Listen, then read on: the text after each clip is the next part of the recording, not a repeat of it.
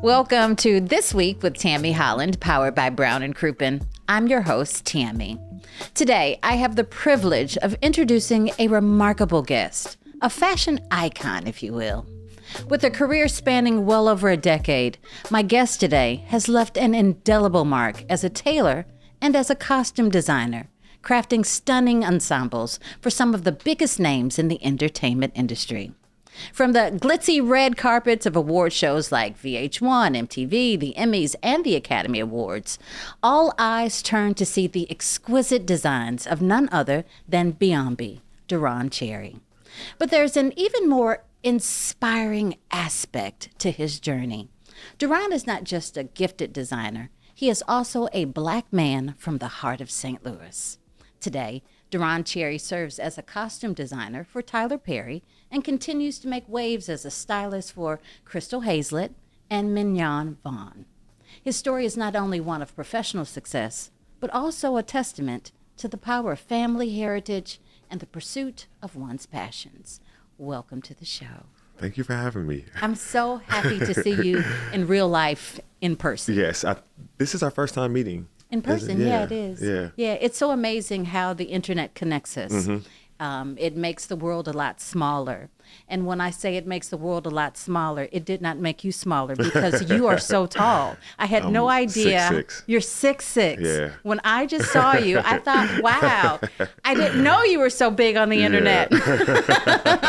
It's so good to be in your presence. Oh, thank you. Thank you for having me. When I called you an icon, I really, really mean that. You know, growing up here in St. Louis, I believe that it is so very important to celebrate and to uplift people from our city who do fantastic things. I think that everyone deserves to be celebrated, a rub on the back. Mm-hmm. But I think that there's something to be truly studied when people blow up. You know how we say it in St. Louis, when people blow up from our town. Mm-hmm. Let's talk about who you are. Let's talk about Derron Cherry from St. Louis, Missouri. The quintessential St. Louis question, the one that always should kick it off. Where did you go to high school? U-City. He answered so quickly. U-City. Anybody that knows me knows. Yeah, U-City. I just made a post coming here, and I was like, U-City. Oh, and St. Louis. I'll be coming in town. Oh, and St. Louis. I like to acknowledge the place I have come from. Yeah. The really great people. Very, very much so. The really cool thing, if you are listening to this podcast or watching, and you are not from St. Louis, the spirit of the people who live in U-City it's so amazing. It's very prideful. Very much so. Yeah. Just like the lion. Yeah. Very much so. It's funny, but it's consistent. Very much so. Uh-huh. Yeah. And you are like a lion. I'm going to receive that. Yeah, you are a king. Yes. Let's talk about you and learning your craft as a young boy. How did you become who you are today? Let's just start first with learning how to sew. So my great-grandmother, my grandmother, and my mother all sewed and made clothes. So I think just by nature, you're just immediately exposed to it. My aunt also sewed as well. Reluctantly, I would have to go to work with my mom. She worked for Barry's Better Menswear. The company isn't open anymore, but I would go to work with her. And I think I was like maybe 7 or 8 is when I learned to sew on the industrial machine. So she would be, of course, doing alterations on one of the machines in the front. I'm back there taking the hems of pants that she would cut off the bottom of suits, and I was just making things with them. So that was my first like functionality and like learning to use the machine. There was a transition that I remember with Bow Wow, where Jermaine Dupri, I remember like the bejeweled like rhinestone headbands and all of that. So I then never transitioned, but I started being a little bit more crafty. And then somewhere along the way through middle school, I was like splattering paint on clothes. And before I know it, like high school is when I like got a machine and I'm like, I'm going to learn how to sew. So I was I wasn't great, you know. I knew how to put the clothes together and I could make it look nice. I remember hot gluing a lot of the pieces and getting cussed out by one of my classmates, Sapphire. She knows who she is. But yeah, she got me together. And it played in the back of my head for so many years to come because she's like, you glued my dress? Like, I was like, oh, you got to learn how to sew. You can't be like gluing people's clothes. What was that episode of The Cosby Show? The Gordon Luttrell. Yeah, with that shirt. Was it like the Gordon Luttrell? No, it wasn't. It looked great. I don't know what it felt like on the inside with the hot glue. Just probably a little, maybe a little stiff. A little scratchy. Yeah. But they were cute, you know. Yeah, it was. So shortly after, I just continued trying new things. Before I knew it, I ended up applying to school. Where? International Academy of Design and Technology. So that's in New York. It's in Chicago. I'm sorry. Yeah. Prior to that, I was a poet and songwriter. So that is what my focus was when I was in high school. I had independent studies where I was like, my senior year, I was the only person in the class. But I wanted to curate, I guess, my college experience that I was going to have next toward writing. So I got accepted to Columbia, the only school that you can major in poetry and songwriting. And my dad would not sign the loan. He would not co-sign for a loan. So that, along with Xavier, Loyola in New Orleans, I got accepted to so many schools, majoring in psychology because that's what I was going to do, take the traditional route of life. And I was like, nah, You didn't want to do that? I didn't want to do it. Wow. Yeah. And I'm so happy that you didn't take the traditional route in life and to do that, right? So you get to college. When you were in college, you had an idea or you had no idea that you would be where you are right now? I knew. So two things. I knew from my sophomore year of starting to curate my classes toward women's wear. In any traditional setting, you have to learn everything. I knew that I was going to do women's wear and I knew I wanted to do evening wear. So I'm paying, right? And you teach this at some capacity, right? So that means that you can teach me. I can have my own syllabus and my own standard of what I'll be measured to, and my projects will be graded the same. If this is a construction, then I need to be doing women's wear and not men's wear. By my junior year, I felt like a pariah because these teachers would kind of repeat, right? So who I would have for pattern drafting 1, I may get again for pattern drafting 3, 4, 5. Sure. And I remember calling my mom saying I'm going to drop out. So this is the first year that she's able to co-sign for loans, help me get through college, make things easier because I was working full time. And I was like, nah, this ain't it. I'm going to have to, I'm going to have to leave to do what I'm trying to do. And I got enough foundation. So technical things like pattern drafting, draping. Once I saw it the first time, I was like, oh, well then now I know what to do. If this is how you did this to get this, then I can do this to get all these other things. And so I left my junior year. And just didn't go back to school. And did your own thing. Now I'm getting ready to be Zodiac Lady. I'm an Aquarius. Yeah. Interesting. I'm saying that like, I knew that. When you walked through the door, I could just feel all of that Aquarian energy. I was getting Leo energy from you, actually. Yeah, I'm an Aquarius. An Aquarius person. I love that. Let's talk about your first big gig. So you left school your junior year. You came back here. You came back to St. Louis. Then what happened? So I came back here, very interestingly enough. I went to a community college for like 2 days. I went there. She would not let me test out this math class. I'm really good at math. And I knew where I was trying to go, right? So I'm like, I'm going to go to design school, but if I can get my prereqs out the way, it'll be cheaper for me to not have to pay for all of that. Right. Well, she would not let me test out this math class. And I was like, if you don't let me test out, I'm going to leave. And so I left. This was the first school that I left before going to design school, right? So coming back, me and my friend opened up a shop and her office was in the front. So she was like, you actually became a fashion designer. This is very crazy. One day I'm doing prom dresses. And I had a prom queen contest giveaway where we took girls who couldn't afford to go to prom. I made their dresses. My friend Triggy, who's a stylist behind me, helped style. We bought shoes, did makeup, all the things to get these girls to go, right? And so I'm telling her about this because this is the first time that she's come back to see my office. And all of these months of me being here, she had not seen the work that I could do or any of the above. So her son comes to visit her on a random day. She's telling him. This is Twiggy's son. No. This is the woman who owned the shop, who was my Okay. teacher in college that I left, her math class. Interesting. Yeah. This is getting good. This is getting real good. Very crazy Yeah. because her son is like, oh, I know somebody that's working with Oprah right now. I'm going to call him. And I'm like, of course you do, right? You know, like, okay. And so I didn't believe it. I did believe it, but I didn't believe that anything was going to happen surrounding me in that moment. I've had a lot of glimpses at this point of great opportunity, a lot of great firsts. My firsts are always great firsts. I mean, they're always amazing.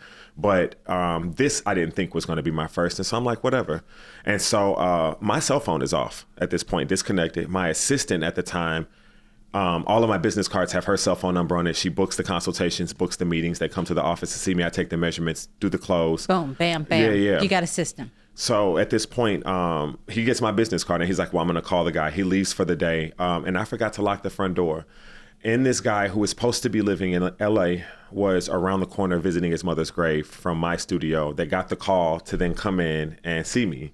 And so I'm like, okay, still I'm not, I'm not really digesting what's happening. What?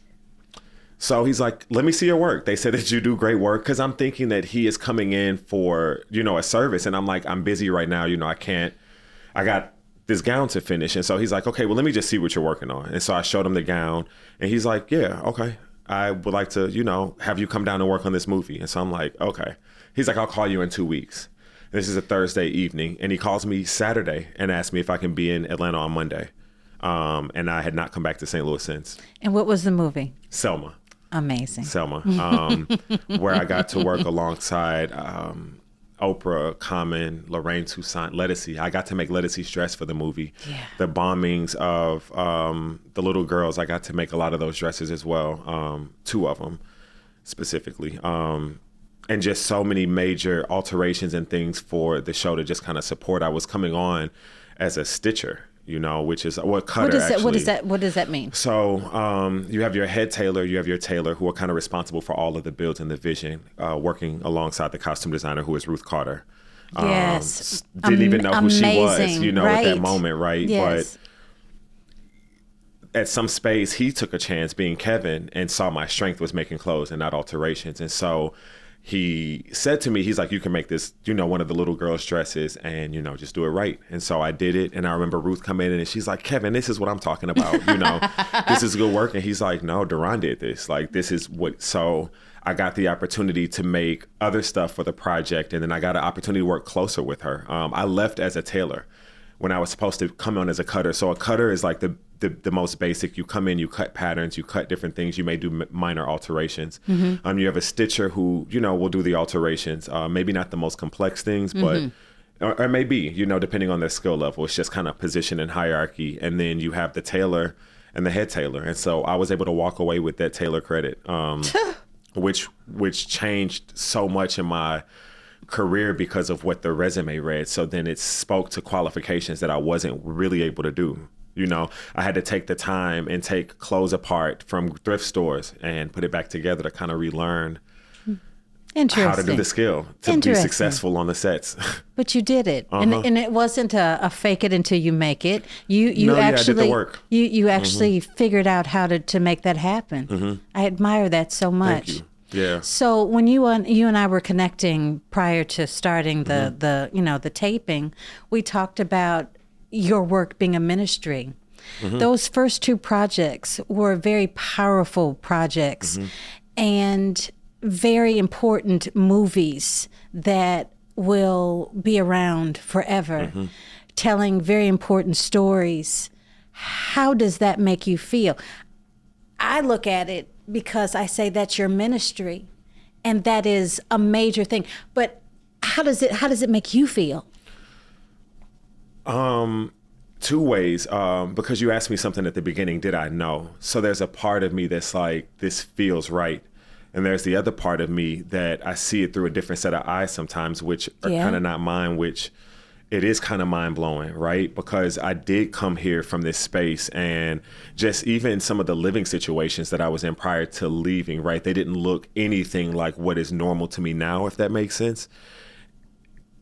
Thinking back at 16, 17, 18, even 20, not knowing, right? You can believe and you can feel something, but there's something different about life happening and it being the past, if that makes any sense at all. It being written in stone, it being a thing to come and process. And so through accumulation of these things, it is still mind blowing. And then there's the other part that I understand that it is going to live forever. So that's where I think that ministry part comes in. I'm more passionate about getting the work done than the acknowledgement that the project will have. Right. So I was passionate about, doing beautiful alterations. And I think that's important. Yeah. You have to separate yourself from yourself and just create. Right? Yeah, and recognize that like you're a vessel too, right? So like this could have been like given to anybody. So I feel like I got to be responsible too. Come on now. Yeah. Come on. I can't be arrogant, or I can't overly utilize nepotism. Or any of the above. I feel a great responsibility of like recognizing what somebody recognized in me. Come on. Giving them an opportunity to fail and be great like I did, right? Because I was given the opportunity to do both. And even when I failed, right, I was still supported. So still trying to like offer that grace. That is more on the front of my mind than, this is about to be on, I don't know, whatever. Triggy, again, who's sitting behind me, I got a call during the pandemic. I'm just chilling in the house.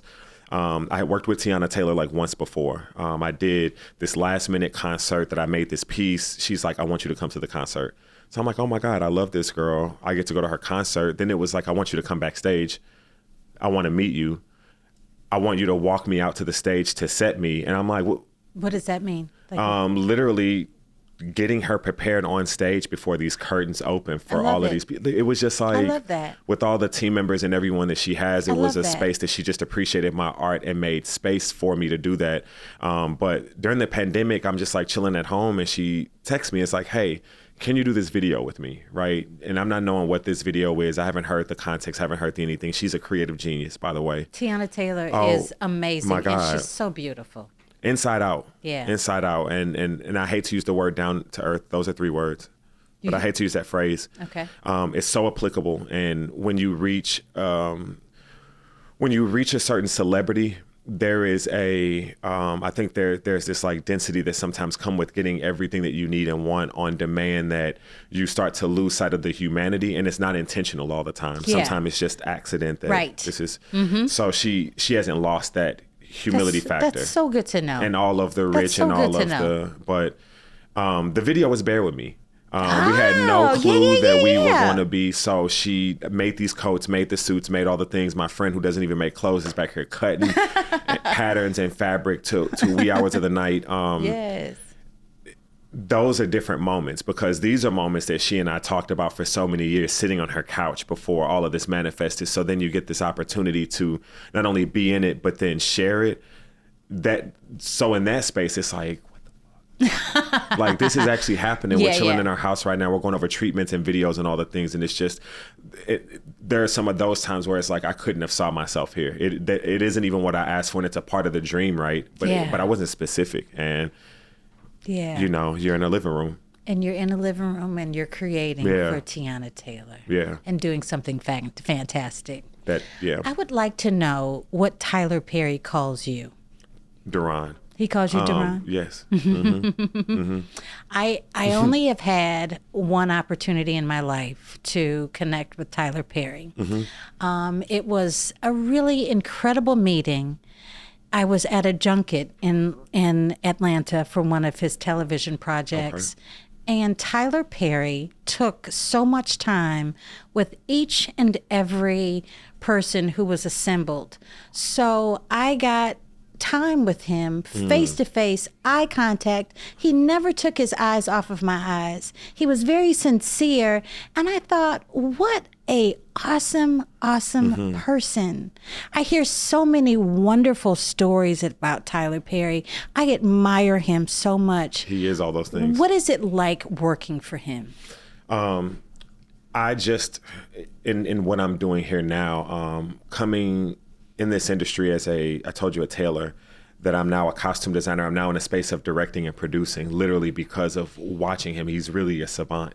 It's something to watch somebody write a script, produce the movie that they're acting in, and directing it at the same time. Amazing. It's like Prince playing 27 instruments on his first album. Like, how you do that? Specifically, it's your genius. I'm drawing a blank on the title. Medea's Family Funeral. That's one specifically. The Homecoming with the Coachella, him being Beyonce, us having amazing. How much of the look there? I was the assistant designer for that movie. Rihanna was the designer. I worked with her a lot. But again, watching him from, up there still cue directing at the same time as portraying this character, of this concept that he's like wrote and again, just created from his mind and imagination. It's like, it's beautiful to be around and be constantly inspired every day to know that anything is possible. And I'm a part of the anything is possible, right? So if it is something that he sees vision-wise or something that needs to manifest as the costume designer, it's my job to materialize that. And so then you create believers in the team that's behind you, my costumers, my supervisor, my assistant designer, everybody that's on the team watching this magic constantly be created from department to department to get to this final space of camera. And what you guys see is like, it's nothing short of amazing. Nothing short of amazing indeed. And I get to do this every day. You know what I mean? It's every single day. Yeah. To go to work and to love what you do has to be fantastic. It doesn't feel like work. And I heard that phrase so many times before, but yeah, if you do what you love, you don't work a day in your life. It, with everything, it has its quarrels, and hardships and hurdles sometimes. Sure. Time constraints and all the things. But, I'm waking up doing what I love. Yeah. So right now, we are still in the midst of the writer's strike. What do you find yourself doing most now in this time? Pouring into myself. So physically, mentally, loving on myself, and really, I think a lot of people have kind of just taken time to reinvent themselves. I have always had a clothing brand that I have not had the capacity of being able to take serious. The past decade of my life literally just flew by. I left here at 23 or 24 and I'm 35. And this is the first time that I've been able to be home for a full week. You know what I mean? Yeah. To even do anything. So one, really, really, really structuring my brand, making that be this thing that I spoke to you about before. I had a dream of making and creating a space that people like myself would be able to come to as creators, as designers, without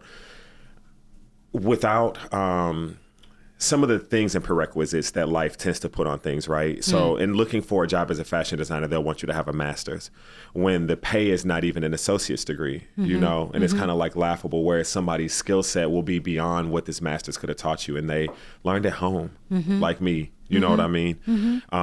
So I love it. I'm sorry to cut you off. I love that you say that, because so often I think many people because I know that I don't want to speak many people.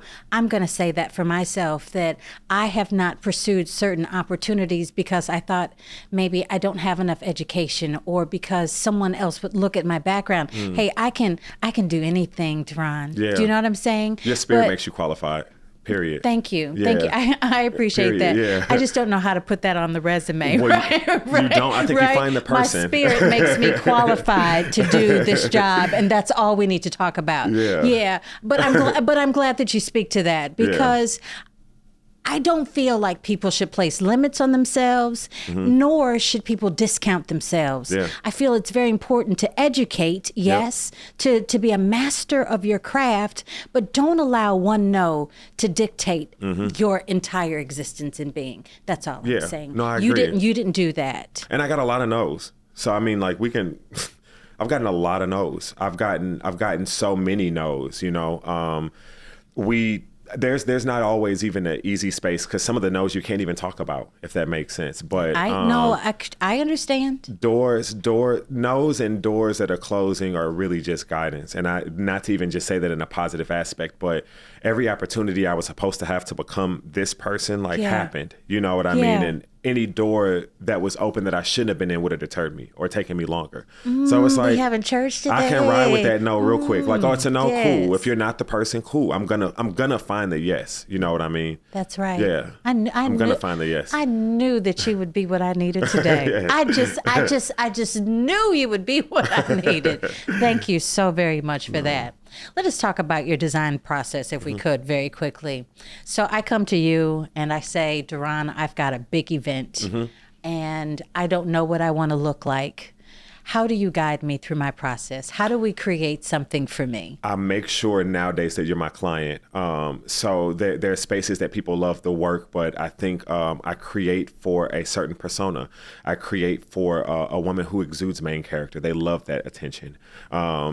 Main character yes, energy. I love that. You know what I mean? And that's really just about self-love. It's not about you being better, because we're all different, right? So you can be beautiful in your own difference. It's not about hierarchy in that aspect, but I start there. And then I think I start based on skin and tone and occasion, right? So yes, this is a gala. We know it's a gown. Who do you want to be when you enter this room? There's a level of you entering very meek and coy, but still standing out. And that could be black and it could be a slip dress. This could be the moment that you want to stand out, and it's shoulders and it's feathers, you know what I mean? Or it's diamonds, or it's jewels. It's depending on the level of opulence, depending on the budget. Depending on the budget. Yeah. It's kind of how I navigate what that design looks like for this person. And I have to consider the body, right? That's the most important thing. What is going to be the most flattering for the assets of this person? Some people love their arms, some people love their cleavage, some people love their legs. It's just different parts of our bodies that we fall in love with. And so me being able to kind of channel that allows you to feel better in the garment. It makes this a successful purchase, you know. Yes.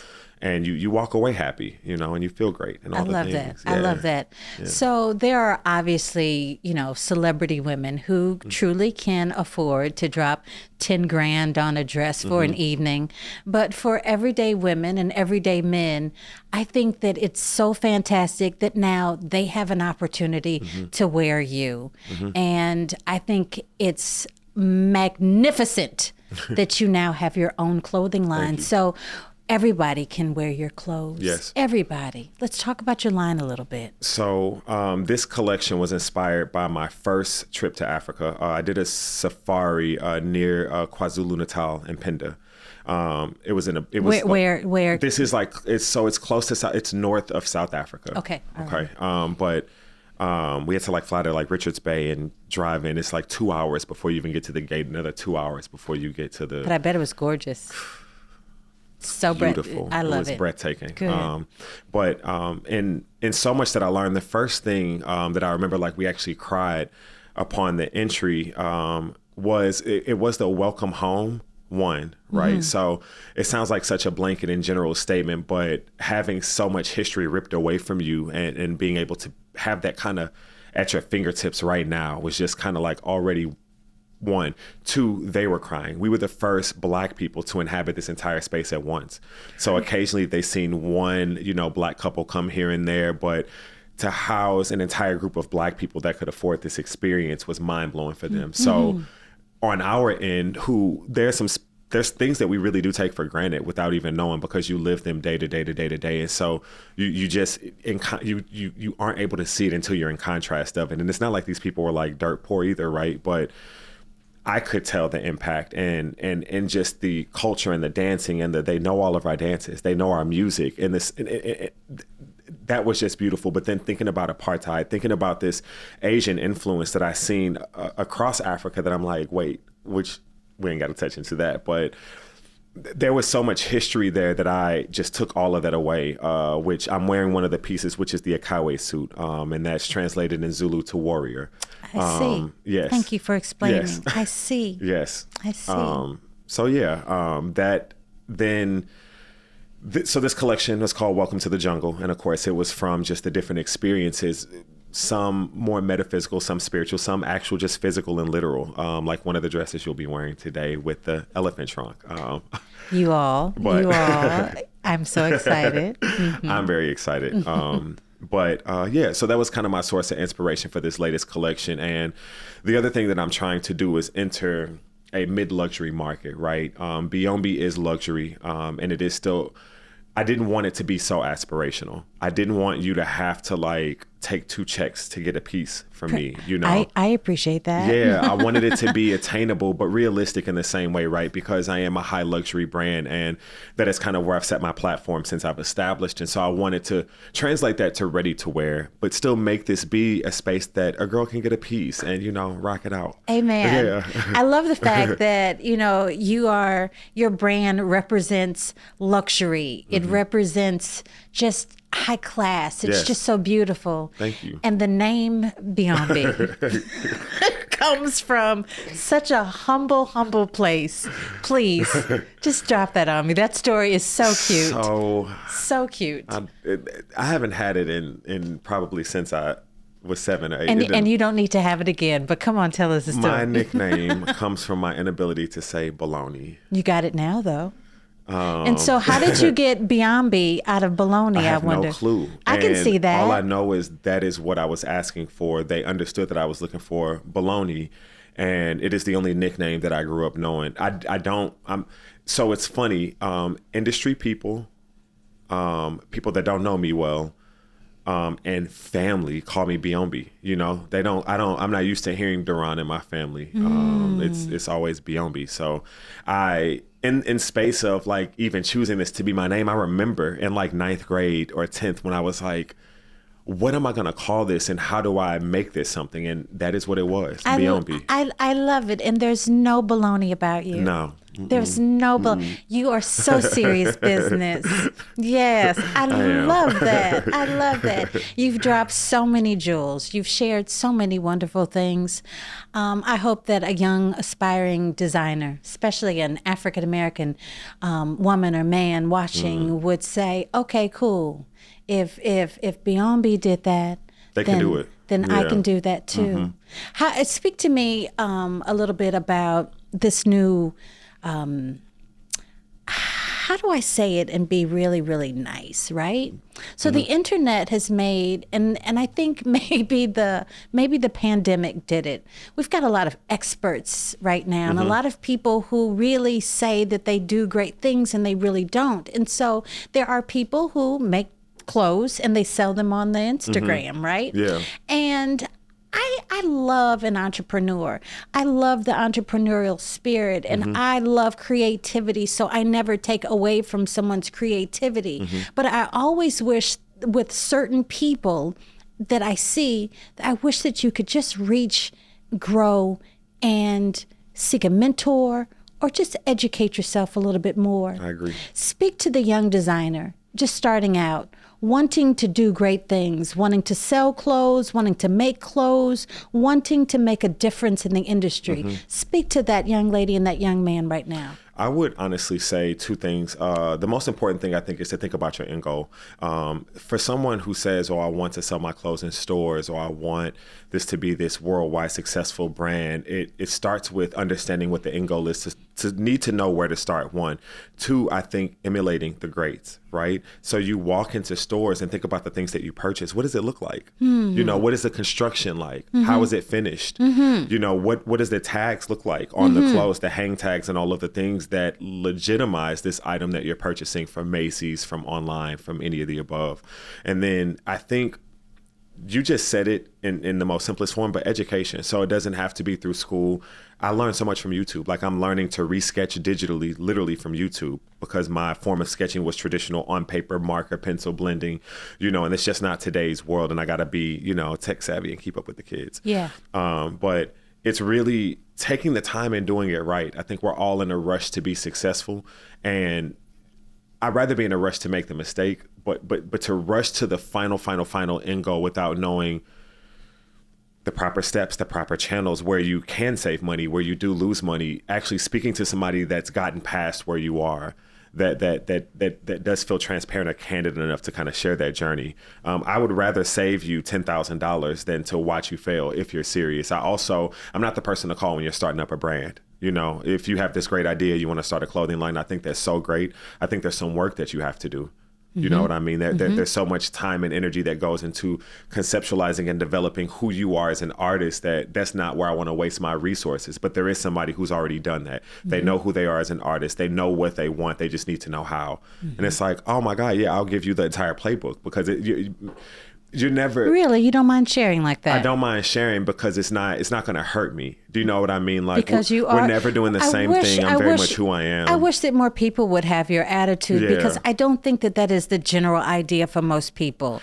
And I just don't. I don't think that people share like that. They don't. People at the bottom compete and people at the top collaborate. They really do. And so sharing those resources only strengthens the community that you're in, right? So I'm going to say this. I don't do streetwear. I can make a hoodie or whatever, but if my friend who's a streetwear brand is successful and they've been able to operate to get their way into Bloomingdale's, and this is something that I'm trying to do, like I have a foot in, because I have someone who's actually been through the ropes, been through the channels, and it doesn't matter how much more they advance. They're going to advance regardless. So am I going to help them or is somebody else going to help them? I would rather be a part of your story. You know, I would rather be a part of your story to say, oh yeah, and not even for me to say it, right? But I would rather be a part of you being a part of something great than to be a hater on the other side of you being something great. You know what I mean? It doesn't serve me. So thank you. Yes, you're not going to get my every little thing, but I'm here to be a resource to people because I had to like go through a lot to get it. So it's no, you know, what good does it do me? What good does it do you? Yeah.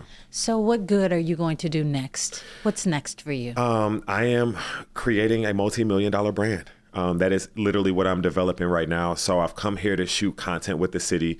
It was important for me to work with faces and people that were at the beginning of my first development. And this is now a second development, which is my brand. You know, I've been making gowns and one-off pieces, but this is the first time that I've chose to mass produce. So it was important for me to kind of come back and co-create with a lot of the hair, the makeup, the models, the people who don't get as much opportunity outside of here because I know who's looking at me right now, if that makes any sense. I have some very major publications that are about to release between Vogue and Harper's Bazaar, Vogue Philippines, Harper's Bazaar Vietnam. And it's from this collection. And so I'm trying to like merge the marketing and like blend in these faces as well as those faces. Who that talk about spaces. Beating them lions? Who that? No, what's your city? You're the what's your city? What are you? Time. I don't know the. What is that? What's the mascot? Ooh, it's a lion. It's a lion. Who's I don't that? know the mantra or I don't know. Who's that talking about beating them lions? And who that? You're gonna embarrass me if I don't know it. We gotta cut this part before they, because they going. Because I don't know what they're gonna be like. How you from your city? Listen. Because I just had a conversation. Do you know Susie Gorman, photographer? I think she and I follow each other. But Susie Gorman graduated from University City when they were the Indians. Okay. And so we were just having this conversation about. Because I got confused, like lions, the Indians. It's definitely the lions. It's definitely the lions. I do know that. I don't know the all of that. Yeah. Mm-hmm. Okay. I didn't go to a lot of the games. Clearly, it's all I wasn't good. the biggest sports head. Listen. I was a cheerleader. I was the not. I went for the majoress. The majoress used to kill it. Oh no! They did the dance. That's terrible. In the band, our band eats it up every time. It was horrible for me. I was a cheerleader. I didn't know the difference between offense and defense. And at one point, I will never forget. Yeah. A coach told me to sit my ass down. He said, "You guys were losing. Just sit down." I'm like, oh. That's how bad we were. That's how bad of a cheerleader I was. Oh, but it's all good. Wait, so the team was losing and he asked you to sit? Oh, okay. Just sit down. He told us all. I was the captain, so he told me, and then I had to just sit down. Don't cheer them on anymore. Don't cheer anything. Maybe that's why morale was low. They need a new coach. Sorry, coach. I went to St. Thomas Aquinas Mercy High School. We were not known for football, and this was a football game. Where? See that? See? St. Thomas Aquinas Mercy High School. Oh, wow. You said where? Was it an acronym or you guys said the whole thing? STAM. You had to STAM. STAM. But you know, you're from U City. Yes. I always wanted to go to Mercy. Mercy was the Catholic school in University City, and it closed the year that I was to go to high school. Okay. So I had to go to the school that they merged with in Florissant. Okay. And instead of just being a Mercy, I had to be a STAM. Okay. Oh, it's so okay. Good. It made you. Hey, I turned out, right? Yeah. I turned out. Speaking of turning out, before we go, I need to talk St. Louis questions with you. So as soon as you touched down, What food did you have to eat first? It's terrible. I ate White Castle. That's what everybody says. Yeah, I ate White Castle. You had I to did. you had to And have I didn't it. have to have it. Because it's not like Crystal's. Because you're in Atlanta. You say ew. Everybody says that. Any place they put ketchup and mustard on your burger before you order it, I'm already like, clock out for me, babe. You're funny. You're funny. So you got your White Castle. Yeah, never had Crystals. Yeah. But yes, I got White Castle. I just started eating chicken again. So I got a chicken sandwich and an Impossible Burger. Okay, very good. Did you get your fried rice? Not yet. I just ate at Miley's. Okay. So I got my life. You know, I got my life. I love Miley. Yeah, and that is such a great place. I mean, they did that. Shout out, go back, get the lemongrass soup. Okay. So fantastic. Okay. So fantastic. Okay. Okay. What about your pizza? Did you go to Emo's? I didn't go to Emo's yet. Okay. You got to get your I'm gonna get the Emo's before I go for sure. I gotta let it, maybe next week. Okay. Because you can't you burn out in the first week. It's like time to go. Time to go. You have to get it all in. Yes. You have to. I am. I'm going to. I'm so happy to have this opportunity to connect with you in person. I really mean this when I say this. Likewise. I think that you I are. think the world of you. So I think that you are like fantastic. So like when I think of St. Louis, I love to celebrate us, right? And it hurts my heart when people don't know that Josephine Baker is from St. Louis. I stand for Josephine Baker. I'm like, look, I'm like not Summerson but I love Josephine Baker and I love St. Louis. And I feel like you are right up there, right? Oh, no, you are. You are. Okay?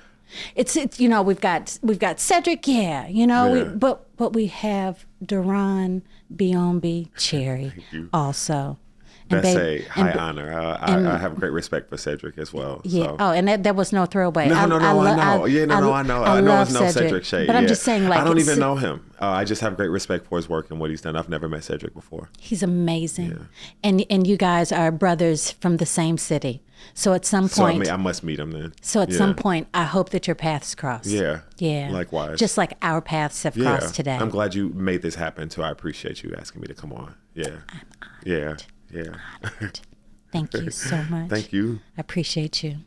I'm so glad that you guys could be with me today. Listen, I always have to remind you about my good friends over at Brown and Crouppen. Listen, when a car accident should happen in your life, I don't want that to happen to you. But if it does happen, you need an experienced, qualified attorney. My friends over at Brown and Crouppen, they will fight relentlessly on your behalf to get you the compensation that you deserve. Now, I said this, I'd hate for you to ever have to need them, okay? But if you do, just know that they will take the best care of you and everything will be okay. Visit them online at brownandcrouppen.com.